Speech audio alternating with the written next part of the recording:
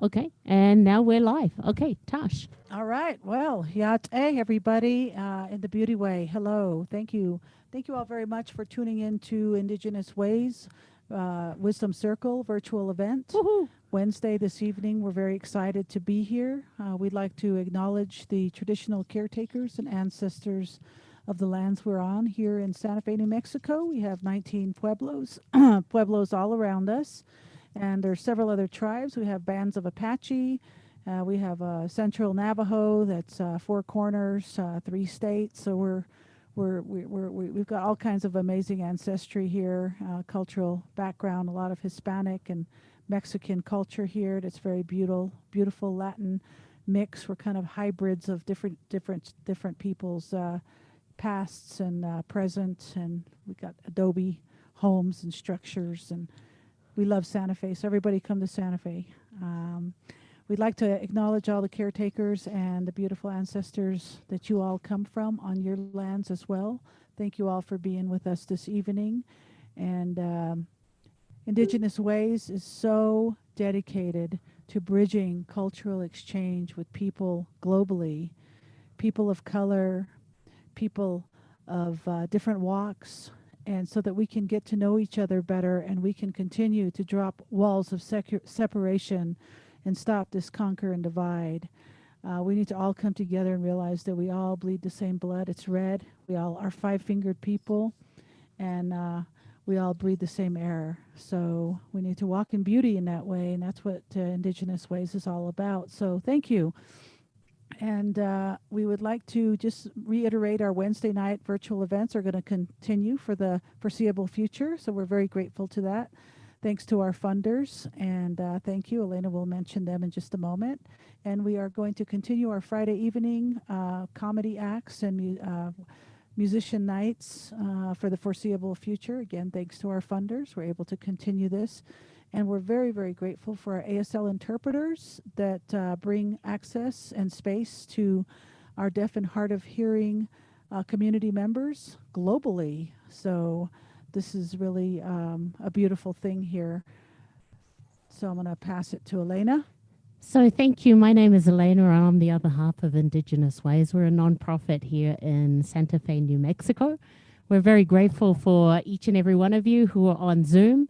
A big shout out for those people who have beamed in onto our social networks platform at the moment. So as Tash was saying, we are at the Wisdom Circle where we started at the beginning of April.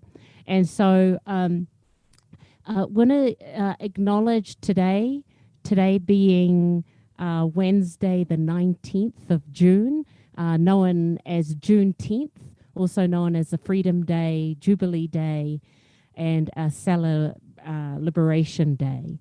Also an American holiday celebrated annually at this day today. It commemorates June the 19th, 1865, when the Union General Gordon Grange read federal orders from Galveston, Texas, that all previously enslaved people in Texas were free. So I just kind of wanted to acknowledge that while we were here today. So with that, I'm going to pass it back to Tash, who is going to introduce our extraordinary presenter today.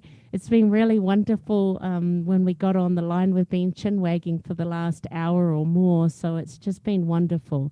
So thanks, Tash. So thank you again, everybody, for being with us tonight. We're very excited to have Dr. Annette D'Armata. And I just want to say that Dr. Annette D'Armata, whom I call Annette, I call her sister, because she embodies everything that I believe in. She embodies animal rights. She embodies activism. She embodies women's voices being correctly prescribed in history books that should be taught in schools for children to know what parts we played. She wants women to tell their stories, and she's a woman that decided to tell her story in a healing way when she decided to go back to school at a mature age and study what spoke to her heart. And what spoke to her heart was supporting people, older adults with chronic illness. And Annette works with people in Texas that have no insurance, that are aging, that have no support from the system, maybe some support, of course, as collective people. We always have family and community to help us. But Annette has learned the skills to be able to teach people how to take care of themselves. So tonight, with our theme being Rising in Resilience in the age of coronavirus, we thought, hey, let's bring Annette in and see what Annette can shower our minds with tonight so that we can finish this evening and decide to do something cleansing and hopeful for our mind and our body and our spirit and our words, and how to be nice to ourselves so that we can be nice to each other. Thank you so much for joining us tonight, Annette. All right, let's give it up for Annette, everybody. Woohoo! Thank you, Annette. Oh, thank you so much, Elena and Taj. I think we were saying it's been maybe a year since we first met, and it feels like centuries, because when we first met, there was, literally, I think there was a lightning bolt. Lourdes, my beloved Lourdes, and I both met you, and we just felt like we should have known each other forever. So I want to thank you for all the work that you're doing. And as we just discussed before this, we want to get together and connect the work that we're doing even more. I want to thank all of you who are here with us right now. And I want to thank anyone who finds themselves while watching this video in the future as well. I also want to acknowledge the original caretakers of the region where I'm broadcasting from, this land. And that is the Estocna, the Carrizo Come Crudos, the Coahuiltecan nations. And this is also the homeland of the Chicanx, Chicano nation, who has given Lourdes and me so much over the years. And well, their family to us. So our gratitude. That's right. Thank you. I have an appearance by my beloved Lourdes to say Thank thank you. She's here with me. So she's here to laugh at my jokes. I thought about, when I thought about what I should share with all of you today, well, there were many options that seemed rather important. We are in a pandemic.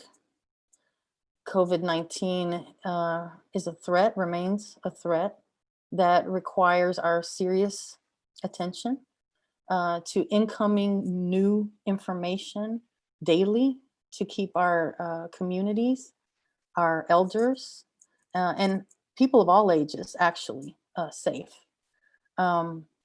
We are also in a badly needed uprising to once and for all extinguish anti-Black racism, all forms of racism and racial bias, all forms of systemic bias based on gender, sexuality, disability, religion, place of origin. We are still facing catastrophic climate change. And underneath the climate change and dual global pandemics, all the existing health issues, human health problems still remain. And in many cases have worsened by what's going on. Those are all issues that were, of course, of importance when I thought about what to say to you today. And then, of course, there is what the heck is naturopathic medicine anyway, as I'm a naturopathic doctor. And of particular relevance is, and congratulations, New Mexico, where Taj and Elena and IndigenousWays are based, is the most recent state in the United States to fully license naturopathic medicine. So what is that as well? However, when Tash and Elena invited me to do this wisdom circle, that's a big responsibility, this word, wisdom. And I take it very seriously. And I have to say, I respect myself and my gifts. I know who I am. But no, and I think the more you know, the more you know you don't know. And the more you know, the more the word wisdom sounds gigantic.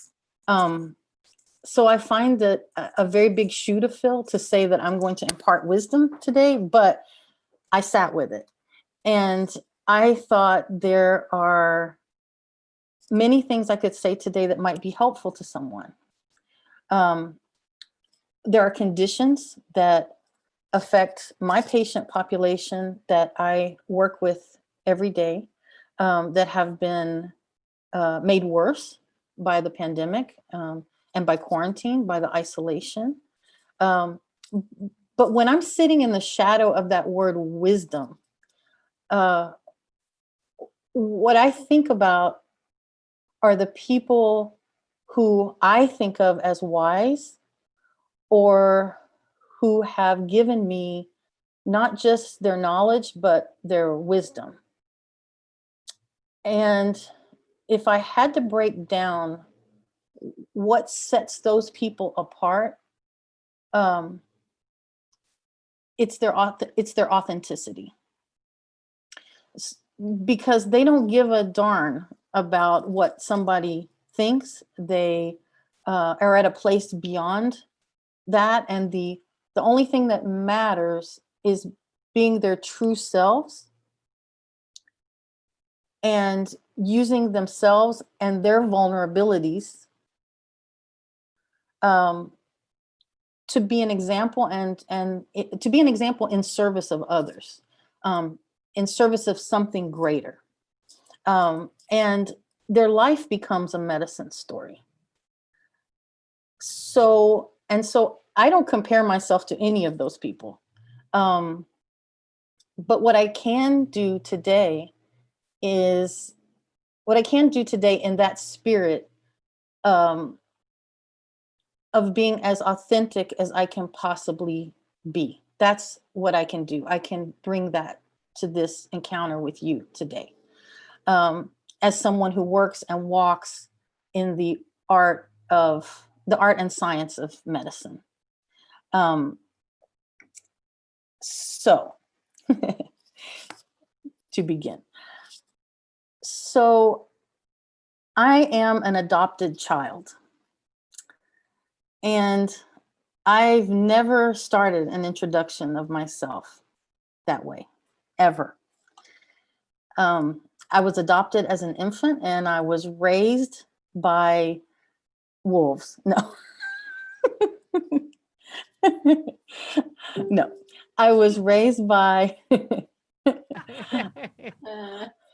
a large Sicilian American family in Houston, Texas, with immigrant grandparents and great grandparents who didn't speak English on both sides. I was lucky and very grateful to have them. And the reason I have never mentioned that in an introduction, and maybe why I think it's important to say it today, that growing up I didn't think it was an important part of my story. But now I know that it is. And the reason that I know that it is that after years and years of study of medicine, of all kinds of subjects, and things always come full circle.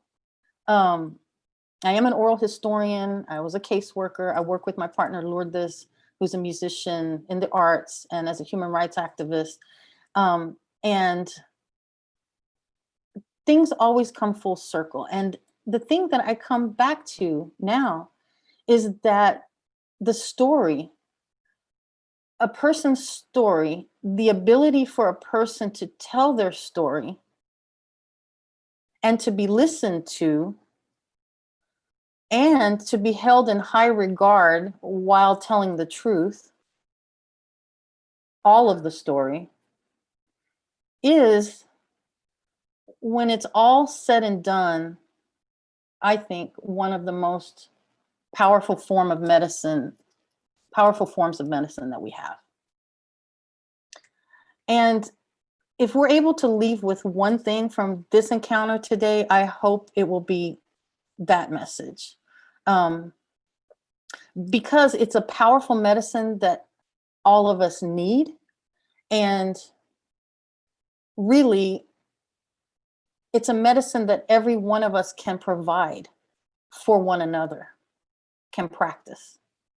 It is a practice of medicine that every one of us can do in our own way of listening, of receiving communication in the various and beautiful ways that we have across the planet to communicate, and also in the various ways of active communication,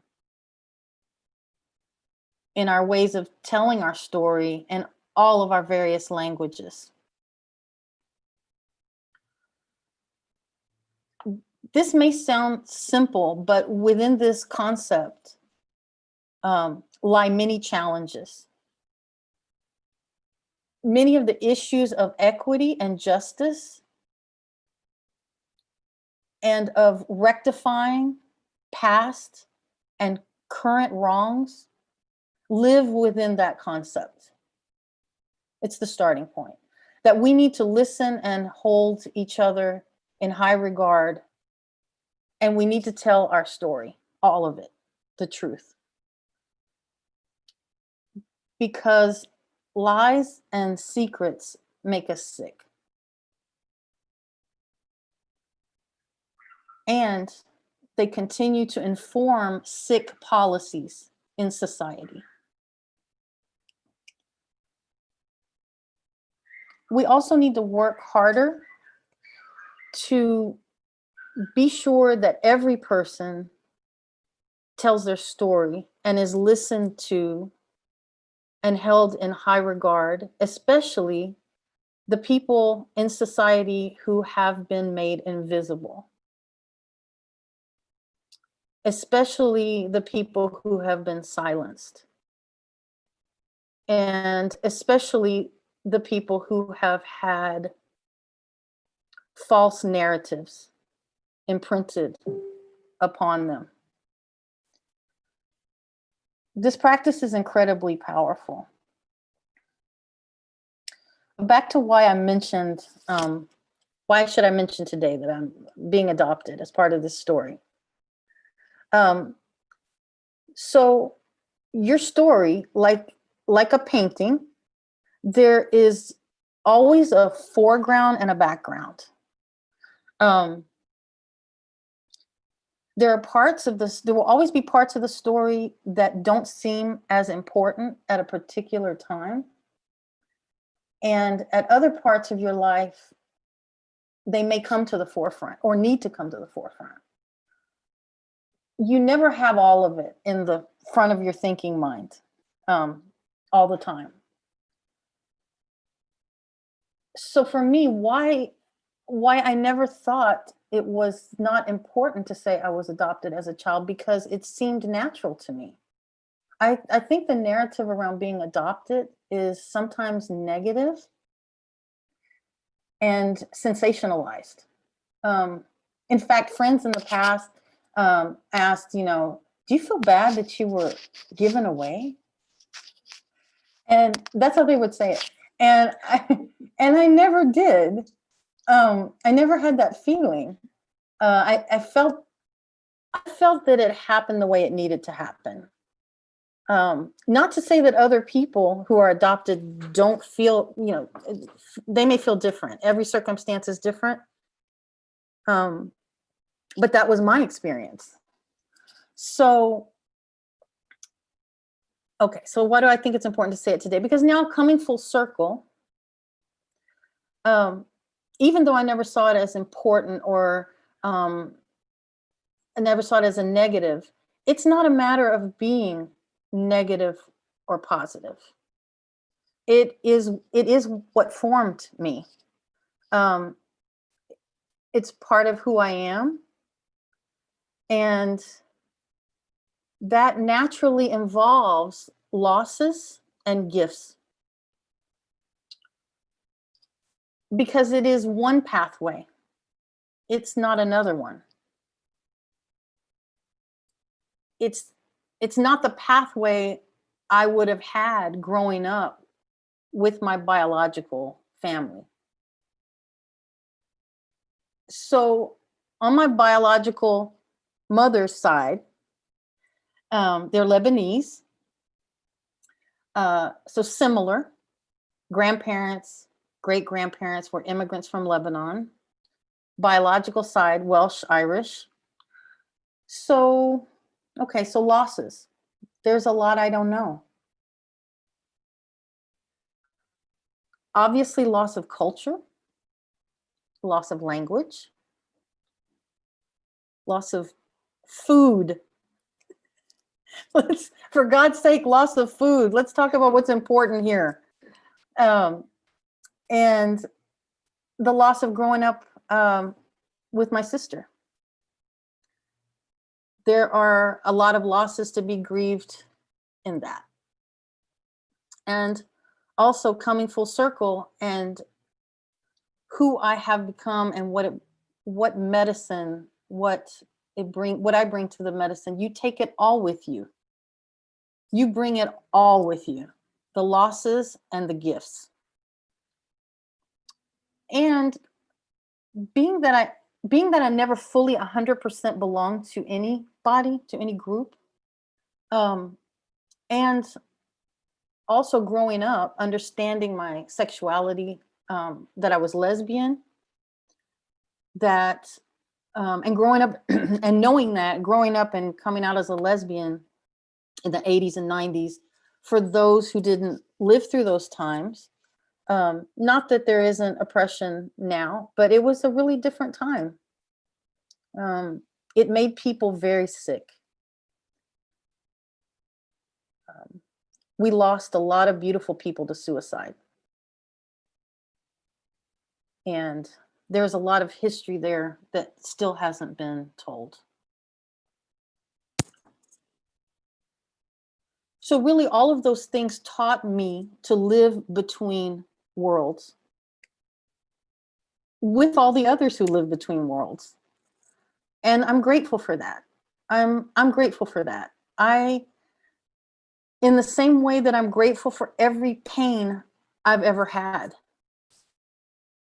I'm grateful for when my back went out in 4 places and I was in the most excruciating pain for months and I wasn't sure I could live through it. Because if I had never gone through that pain, I would not understand. There's no way I would understand. Even being an empathetic person, and I am very empathetic, but knowing what that pain is like in my body, the memory of that, I understand, and I'm grateful that I understand the extent to which a person sitting in front of me is in pain, is suffering. I'm grateful for that. That is a gift that comes to my medicine. I'm grateful for the car accident I was in. I'm grateful for, losing someone that I loved very young. I'm grateful for all of these things that transformed me. In some cases, cut my life in half.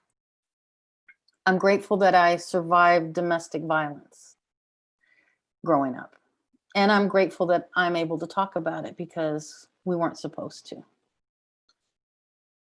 And believe me, I wouldn't have wished for any of it.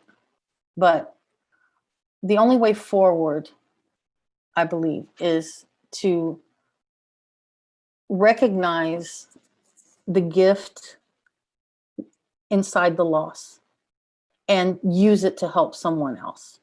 That is what saves us. So if you're listening, you may be a healer, or even if you're not someone who's in the profession of medicine, but I'm saying this because even if you're not in the profession of medicine, this is your medicine. It's what you bring to this day, all of it. We are all here in this moment.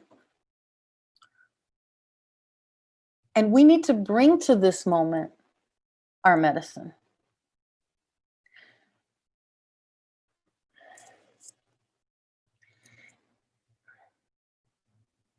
If we are going to get through this place where we're at now, right now, it's going to take every one of us.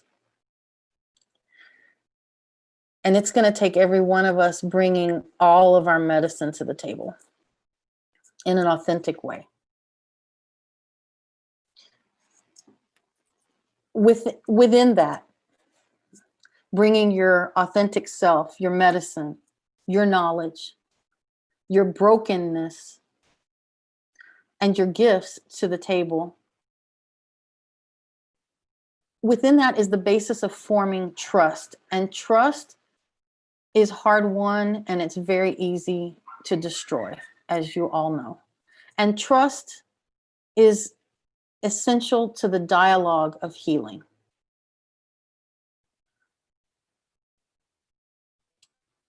In my life as both a patient and a doctor, I can say that in my experience, the way to peel back the layers and sort through chronic illness and to get to the root cause requires working with someone that you can trust. To have a healer, a doctor, a practitioner, someone who practices the art and science of medicine to work with you, but in partnership. It's a dialogue. And this is especially important for chronic ongoing illness.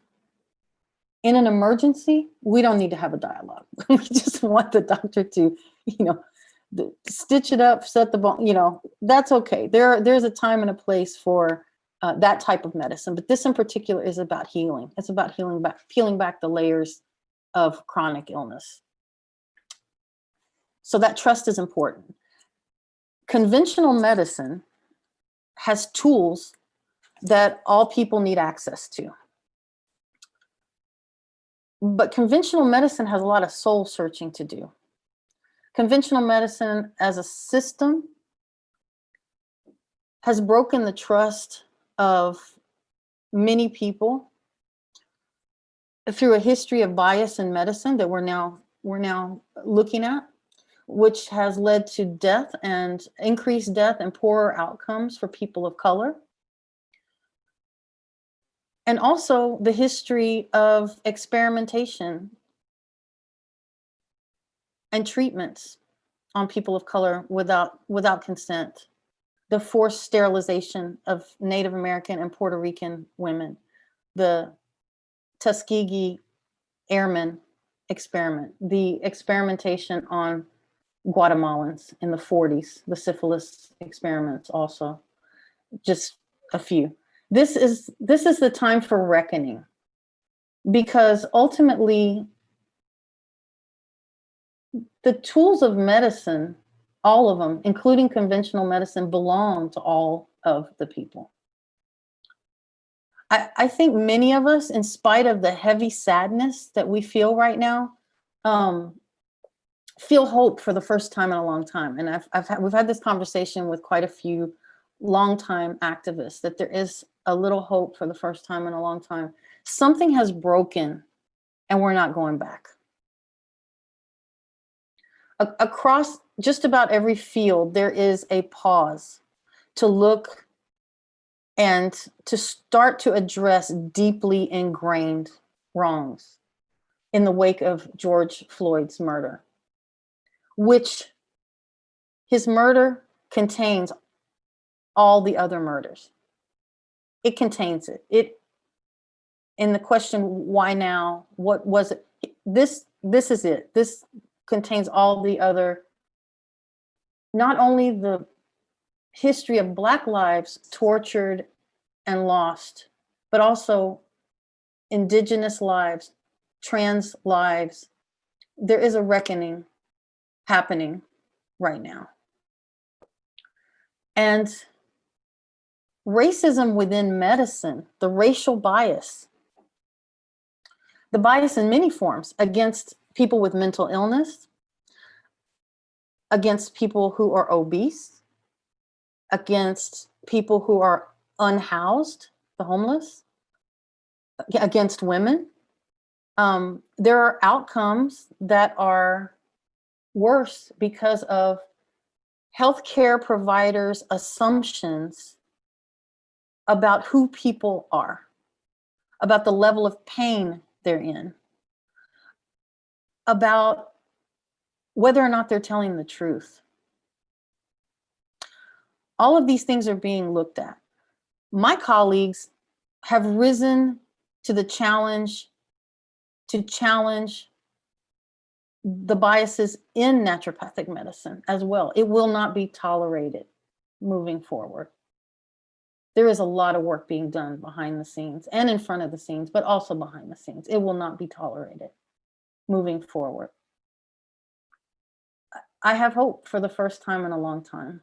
I hate that it came to this. We all do. We wish we could have come to this before so many were taken. We wish we could end this today, that there would be no more missing and murdered. We wish there would be not one more. And we wish it would have ended decades, 400, 500 years ago, that humans would have never treated each other this way. But here we are in this moment. And we bring all our medicine to the table, to this moment. I want to talk a little bit about naturopathic medicine, because that's the field I'm in. And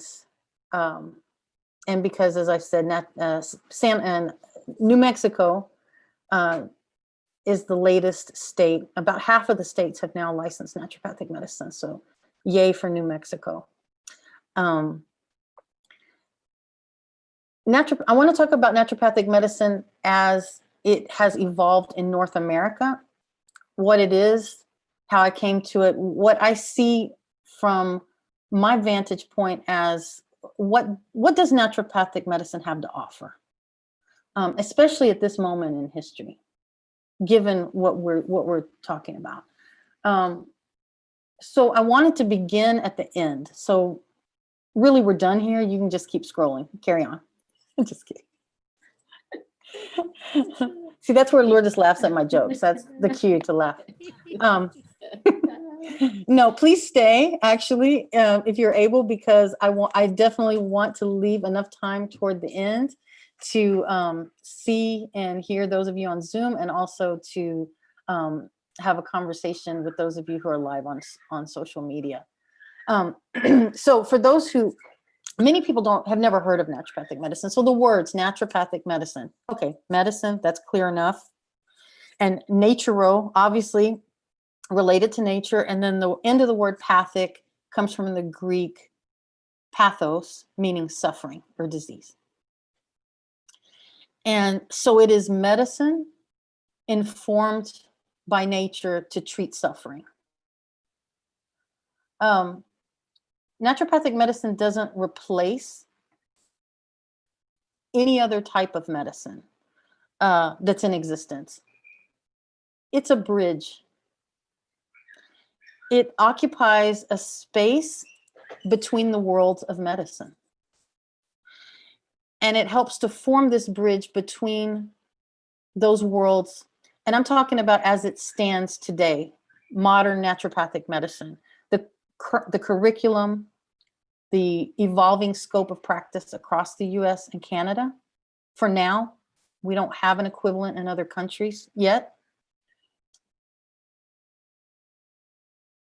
In its highest expression, naturopathic medicine listens, translates, advocates and integrates the best tools available safely and effectively for each person to optimize their health. Where I see that we serve best, we serve in many capacities, but where I see we serve best, and in the context of what I'm talking about now, is how to combine natural medicines with drugs and surgery when needed, and being the person who can help advocate and facilitate that. It would be nice if we didn't need drugs or surgery ever, but there is a place for, I don't know about everything, but there's a place for most things. And some of it is life-saving, and some of it buys us time to get back into balance or to adapt to a new reality. Now, we have damaged the environment and we have traumatized generations of people. So sometimes when we talk about getting back into balance, we have to keep that in mind. Sometimes we can only get back in as much balance as possible. Meet each other where we're at, meet ourselves where we're at. And the rest of that equation is becoming resilient. It's evolving and learning to live with adversity. And that is something that the people who I spoke of earlier, who have been invisibilized and silenced and oppressed, are still here because of adapting to adversity and being incredibly resilient. Not to glorify those hardships, and we want to change them. So ironically, because of that lost trust with conventional medicine, a lot of what I find myself doing on this bridge, particularly in working with elders and with people with multiple chronic conditions, is convincing people who are adamant that they are never going to set foot in a hospital, that they are not having that imaging done, that they are not going to see the cardiologist, that they are not going to have that blood test, they are never going to check to see if there's blood in the stool, their bowel movements, they're not going to have a necessary surgery. And I find myself in that place of convincing people to make use of those tools that can be life-saving if that's what's needed at that moment. In particular, many of the labs can give us information. And from there, we can come up with an integrative plan. We integrate medications and natural treatments as necessary. Sometimes we're able to reduce or eliminate medications, and sometimes we can't. In some cases, if the body is just not producing something, there are cases where there are medications that are just needed. So that's what part of forming those integrative plans is about. Healing faster from surgeries, preparing for procedures. I think that what needs to move to the forefront of naturopathic medicine is, in terms of what I talked about earlier, in our place in this in between these two worlds in this particular moment, is I think we have to fight for a new system where we can bring not just Medicare for all. Yes, we should get the insurance companies out of the equation, but it's also about bringing all the tools of medicine to the table. And that includes our traditional medicine. That includes our traditional healers. That includes that entire rich body of knowledge of indigenous and heritage medicines from all over the globe that has been undervalued by conventional systems and displaced. That includes all of our medicine, and then making that available to all people. Can't be available to just a few. And as a naturopathic doctor, there's a unique space. It's not in competition with any other medicine. It's of being able to bridge some of these gaps as we create this new world.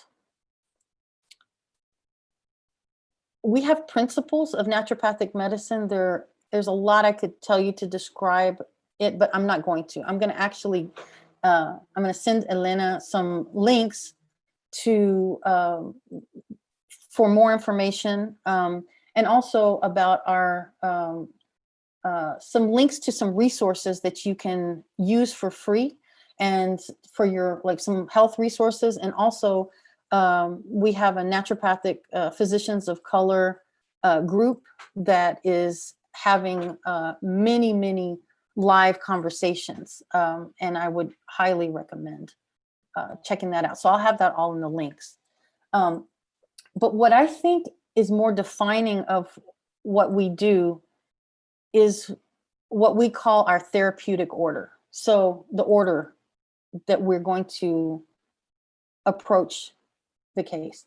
So with this larger toolbox of remedies, so being able to prescribe and being able to use natural treatments and medical devices and so forth, IV therapies, our approach is always to use the least toxic but most effective intervention available.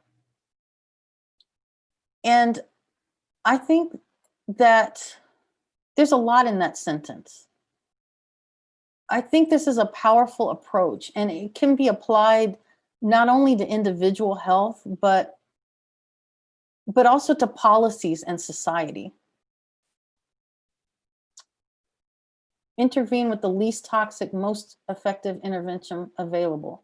I think it's an important sentence to think about as we talk about policing and many of the ways that we have just assumed our society has to be. I think it needs to be part of the thinking process. You know those memes that they show, you know, those memes online that, like, this is what my mom thinks I do, and this is what society thinks I do, and this is what I think I do. I think that most people think that we're natural doctors. So they think that we only use the only natural substances and only the least toxic interventions. But our therapeutic order demands that that of the effective interventions, or potentially effective interventions, that we start with the least harmful, the least toxic. And that might even have side effects, but it needs to be the right starting place for that. So how are we doing this? What is the training? Quickly, we're trained in conventional medicine. We're in the same required sciences, labs, imaging, prescription drugs, IV and injection therapies, minor surgery, essentially outpatient primary care. Alongside and integrated with that training, we learn several other complete systems of natural medicine. So therapeutic diets and nutrient therapy, plant medicine, botanicals, hydrotherapy, so working with water therapies, physical manipulation, similar to chiropractic. And we also study, some of us use, some of us don't, homeopathy, which we're often confused with. We're often thought of as homeopathic doctors. We study it, but it's in our toolbox. And acupuncture and traditional Chinese medicine. So what does it look like for you to go to a visit? Okay, what does it look like when you walk in the door, or now walk up to your screen for your telemedicine visit at the moment? The first appointment, and this goes back to the story, okay? The first appointment for us averages an hour and a half. Again, we want to get the story. I loved that naturopathic medicine recognized the importance of getting the story of the whole person. We ask, what is your chief complaint? But you're not limited to that complaint. We want to know what's going on in the whole body, in your history, your mind, in your environment. If we don't, you end up chasing that down the line. You can catch something connected from the very beginning. We run the same standard tests, the same as any primary care office. If necessary, we also run other types of tests, comprehensive stool exams. We love to talk about your bowel movements. We love that. We have a heavier focus on digestion and on the gastrointestinal system. So I see older adults. The way this works in real life, I ask the patient to bring me 2 bags. In the one bag is the prescription, all of their prescription drugs. And the other bag is all the natural substances they are taking, everything. In the prescription drug bag, inevitably, I find drugs prescribed by multiple doctors or specialists who don't have time in the system to talk to each other. So there can be dangerous confusion about interactions unless there's somebody to take the time to sort it out and talk to the person. In the natural bag, of course, some people are taking their remedies because they have their traditional medicine. And others have had to rely on hearsay, internet, a neighbor, what worked for somebody else. And rarely do people feel comfortable telling. I think I'm frozen. Is everything frozen? No, okay. Are we okay, Elena? Yeah, you're good, mate. Okay, so it looked frozen for a second. So rarely do people feel comfortable telling their conventional doctor. This is important. They don't tell their conventional doctor that they're even taking this whole other bag of medicines. So I'm often the first person to know this is happening. Other naturopathic doctors as well. And so think about this. You've seen it. As a person gets sick, starts 1 or 2 medications, then a side effect, then another condition, then another medication for that, then who knows if the next thing is another condition or a side effect or an interaction. So this knowledge, this facilitation that we do fills an important gap in the healthcare system. It can save lives and has. Do we need healthcare for all? Absolutely. But we also need to talk about what healthcare needs to look like in this new world that we're going to build. I envision a system that treasures our traditional healers, our keepers of indigenous and heritage medicines. Because we all have a piece of this elephant. I envision a system that makes the best of modern science and technology available and accessible in the service of all people, all life, health, and development, rather than the service of policing, jailing, militarization, mining, pipelines, and war. I envision naturopathic doctors serving a vital role in that new system.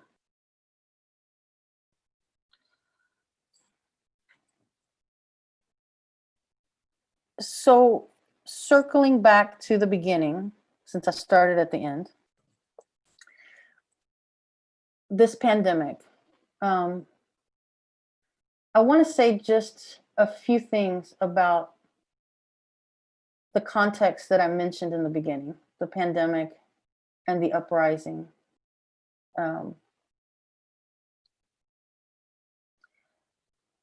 So COVID-19,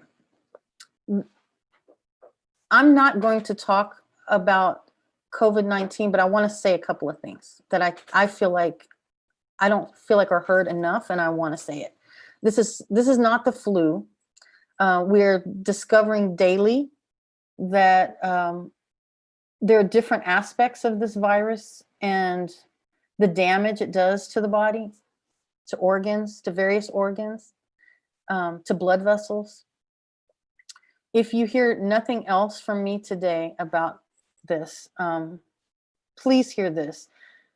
If 2 or more people get together, now that we're opening things up, if 2 or more people get together and you have not previously been quarantined together, they're not part of your social bubble, you need to wear a face covering, both of you, all of you, covering nose and mouth, especially indoors. Cloth masks, there's no need to argue about masks. Cloth masks are easy to make, accessible, and they're easy to wash with soap and water and to reuse them. The simplest form that we have right now of risk reduction is for everybody, keep it simple. Everybody keep their droplets to themselves, okay? So not just from coughing or sneezing, but also from breathing, talking, singing. If you're wearing a face covering and the other person isn't, that's not good enough. I want to make that point clear. And yes to all the other hand washing, surface cleaning, and distancing recommendations that you've heard over and over, but please hear me on the face coverings for now. Until we have more information about this virus and the long-term effects. Until we have better treatments, this is one of our best and most accessible forms of risk reduction. And then the uprising, this badly needed uprising. I love the sign for uprising. Beautiful. We not only must we extinguish anti-Black racism, all forms of racism, and bias in our medical system. It is a public health emergency, just like COVID-19. But also, I just want to add that it will take each one of us taking a hard look at our own selves. What biases remain? Even if you've done a lot of work, what biases remain? And challenging like never before our immediate environments in order to make this enormous change and bringing all of our medicine to the table. We're still facing also catastrophic climate change, and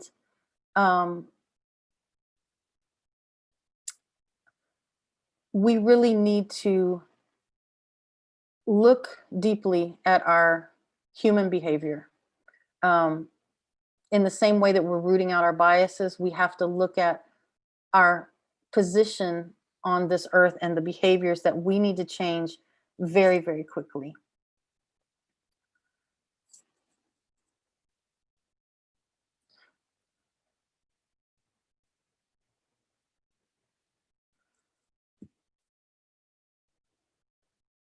I am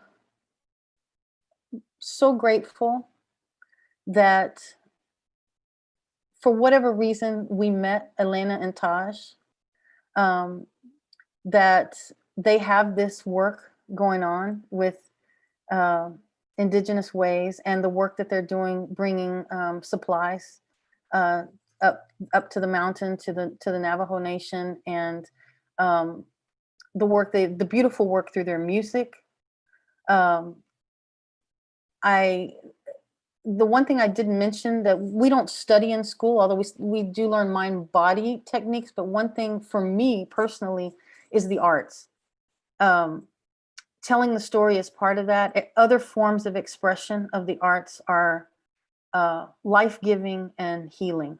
Both experiencing beautiful art like IndigenousWays and so many other artists. My partner, Lourdes Bettis, I happen to be one of her biggest fans.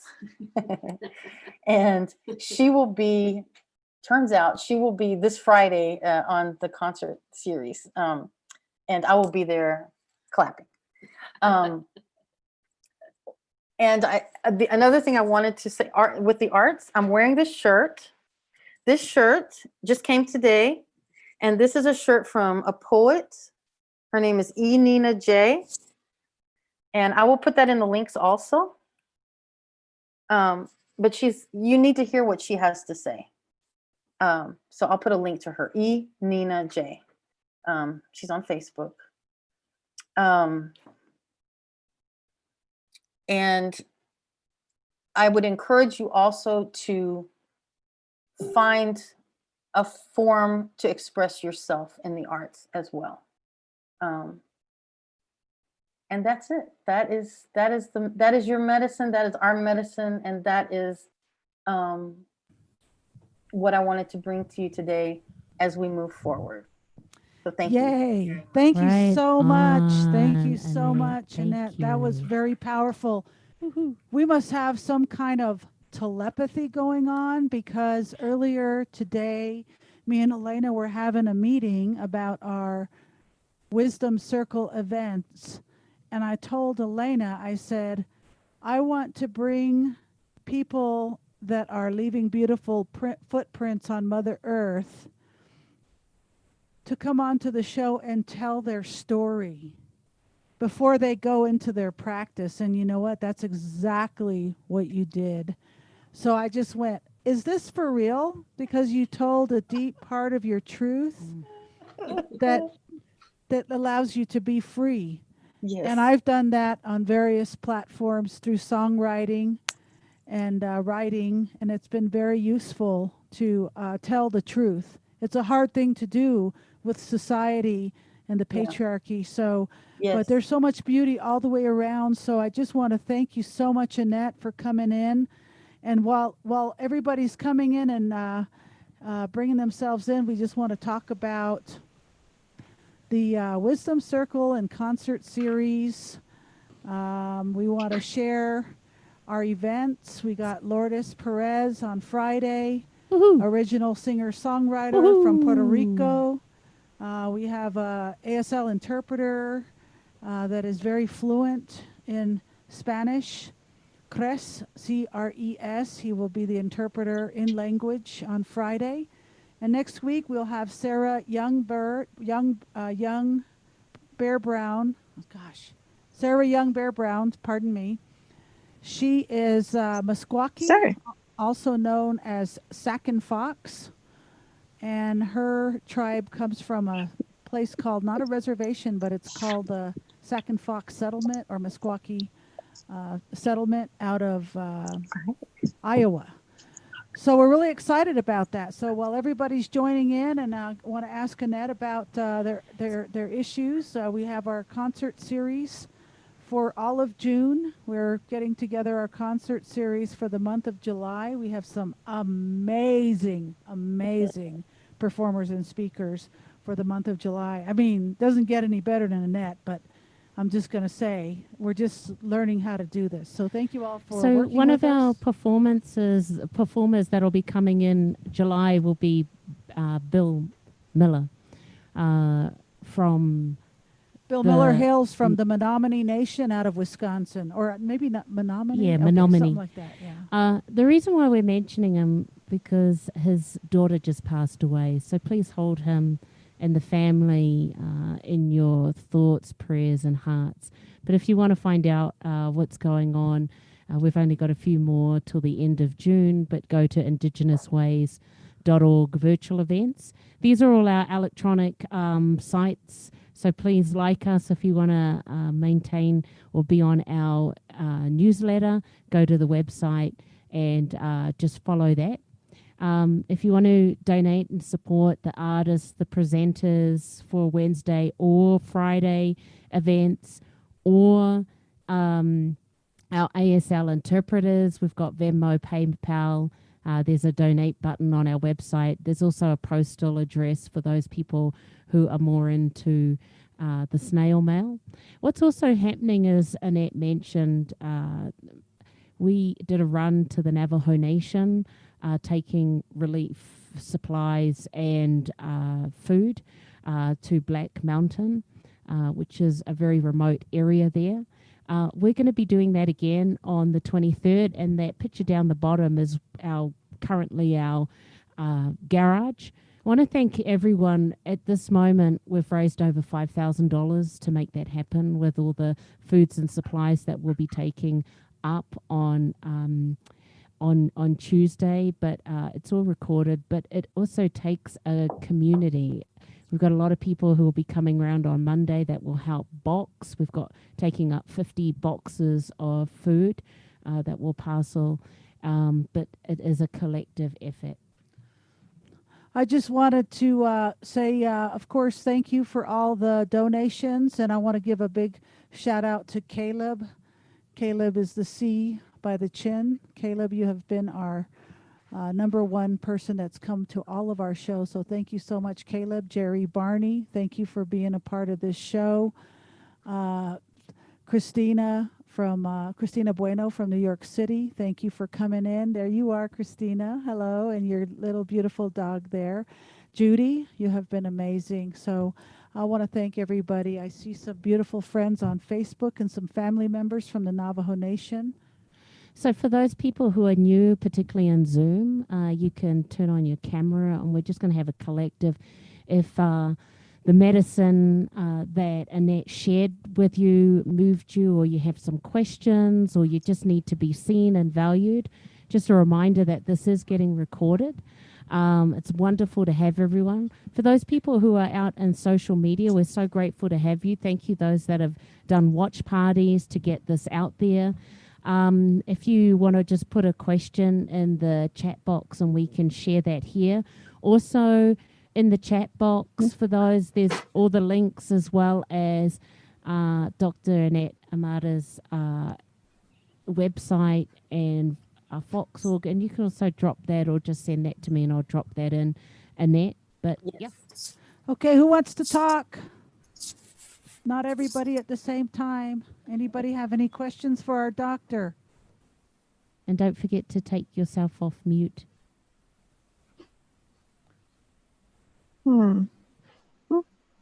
Go for it, Judy.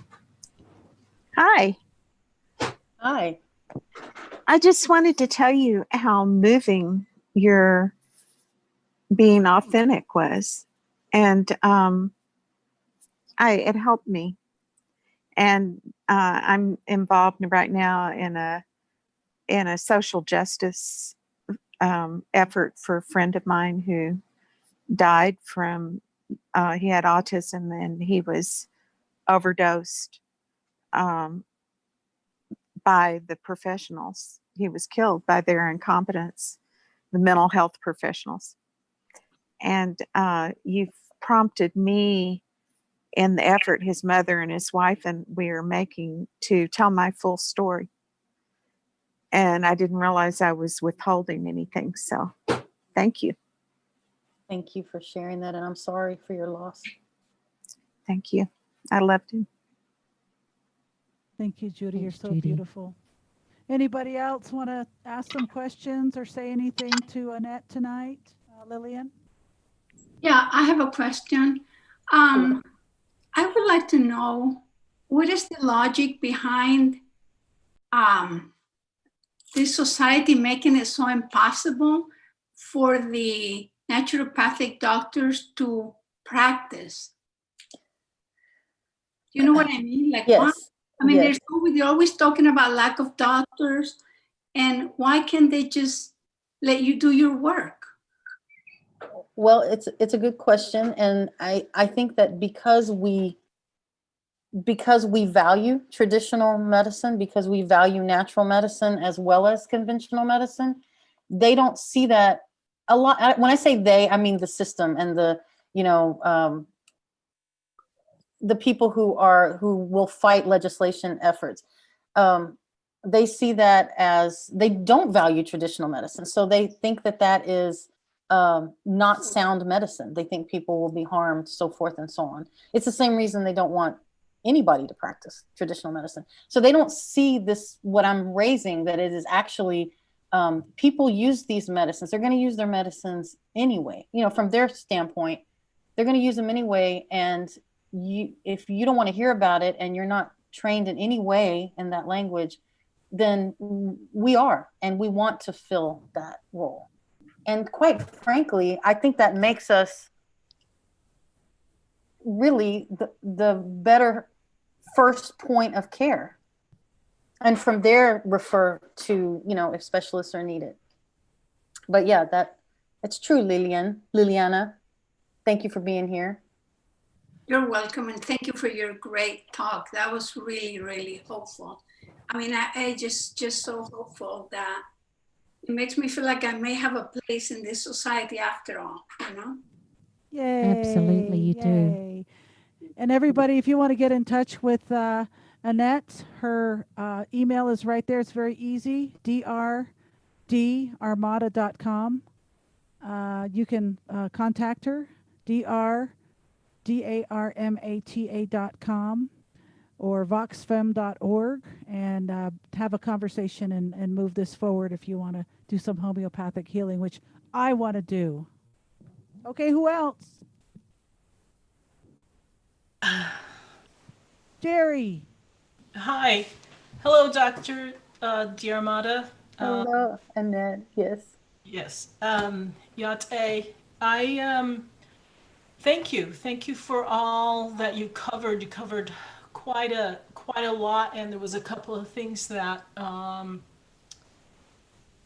that came up to mind for me. I'm here in Boston, Massachusetts, and moved away like 20 some years ago from the Navajo Nation. And I'm wanting to move back to New Mexico where all my family are. And they're going through COVID-19. Some are in the hospital, some are, getting through it, recovering, and yes, a lot of damage on the body and stuff. And being way over here and having to worry and for them, and it's really taking a toll on me mentally. But I want to move back to New Mexico, and having said that, and having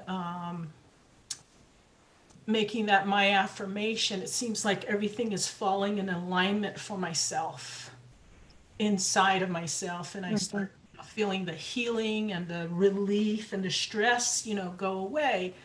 And to me, yes, that's I guess I'm trying to connect that's what you're about, and that is a good reminder of things like that, things that we're naturally capable of doing for ourselves. Yes. Another thing that I thought or came to mind was, while I'm here and when I do go through some stressors, I roll some mountain smoke from the 4 sacred mountains of the Navajo Nation, and smoke that for myself, to self-think, meditate, understand what's going on in my mind. Mm-hmm.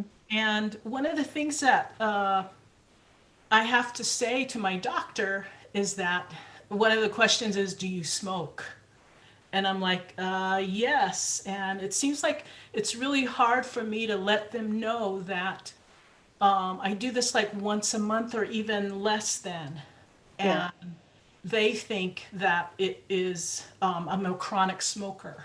I'm a singer songwriter, and I need my vocals and my vocals and my lungs And if I do, there was a time where I did repetitively and it didn't work.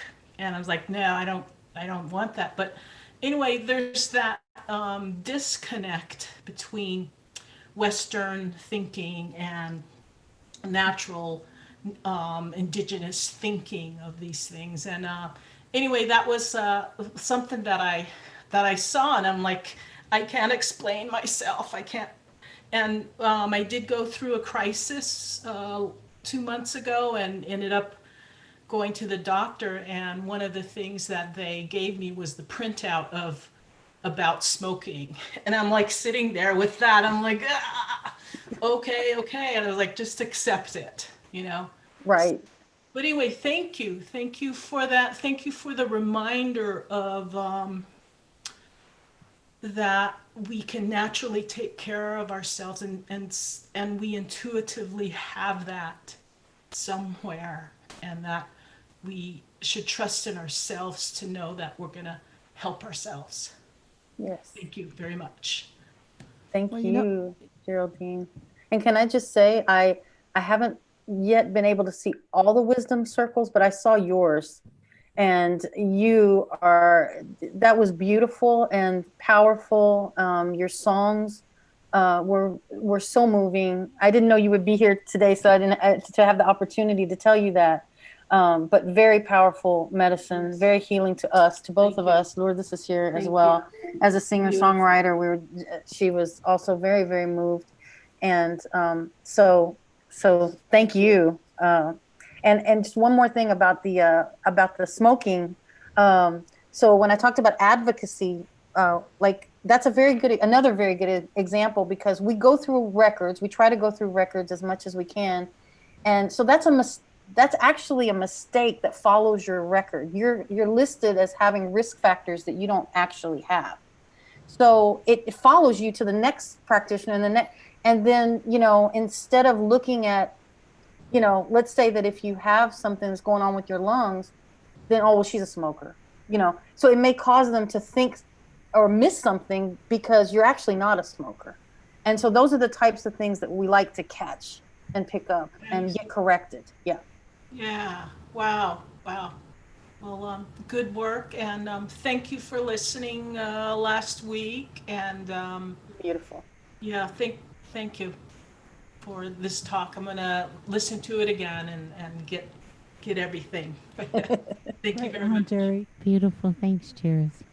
All right. Anybody else tonight before we say good night until Friday night? We get to check out Lourdes. Woo! Yeah. Amazing singer-songwriter. We just fell in love with both of them last year in Wisconsin. Likewise. Otra, no más? Buenos días. Annette, I Mucho love you. gusto. That's awesome. Powerful. Thank you. ¿Está bien? ¿Todo bien? Mucho gusto. Buenas noches. Good night, everybody. We love you. Just good night.